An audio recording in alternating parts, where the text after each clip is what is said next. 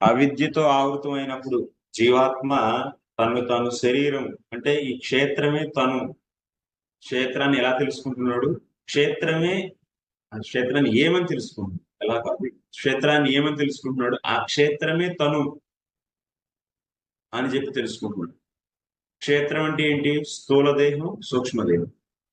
So ఈ దేహాలకు ఉన్నటువంటి గుణాలు తన గుణాలుగా అనుకుంటాం. ఉదాహరణకి ఒకళ్ళ శరీరం లావుగా ఉందనుకోండి. సో అతను ఏమంటాడు? నేను లావుగా ఉన్నాడు అని, నేను లావుగా ఉన్నాను అని అనుకో అని అంటాడు కూడా. నా శరీరం లావుగా ఉంది అని అనడు. ఏమంటాడు? నేను లావుగా ఉన్నాను. అంటే అవిద్యతో ఆవృతమైనటువంటి జీవాత్మ తనను తాను శరీరంగా భావిస్తుంది. ఉదాహరణకి నేను లావుగా ఉన్నాను. నేను అంటే ఏంటి? సో లావుతనం ఎక్కడుంది? శరీరానికి ఉంది. కానీ వాస్తవంగా జీవాత్మ శరీరం కంటే వేరైంది. కానీ అవిద్యతో ఆవృతం అవటం వల్ల అతను నేను శరీరానికి ఉన్నటువంటి గుణం లావుతనం అనేది ఎవరికి ఉంది? శరీరానికి ఉంది. శరీరానికి ఉండేటువంటి గుణాన్ని తన గుణంగా భావిస్తూ అందుకేమంటున్నాడు? నేను లావుగా ఉన్నాను. అంటే ఇక్కడ ఏంటి?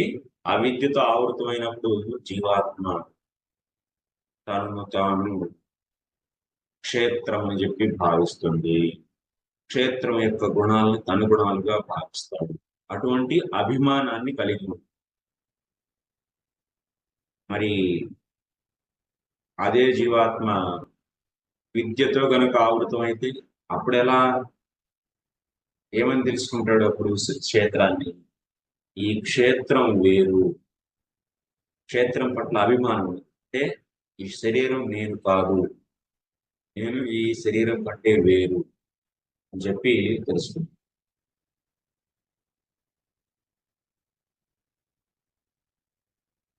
అంటే ఆ విద్యతో ఆవృతమైన వాళ్ళని కర్ములు అని అంటారు. ఓకే. కానీ అక్కడ ఇంకా స్పష్టమైనటువంటి ఇన్ఫర్మేషన్ కావాలి. కర్ములు అంటే ఏంటి? కర్ములు అంటే అవిద్యతో ఆవృతం. ఆత్మ ఆత్మ ఆవృతం అంటే తన స్వరూపాన్ని, స్వరూపం అంటే ఏంటి? నేను స్వరూపం. నేను గోపికని, అది నేను గోపబాలుని, ఈ స్వరూపం. ఈ స్వరూప జ్ఞానం అనేది మనకి భక్తుల సాంగత్యం వల్ల దొరుకుతుంది. అది జీవాత్మలో స్వాభావికంగా ఉంటుంది.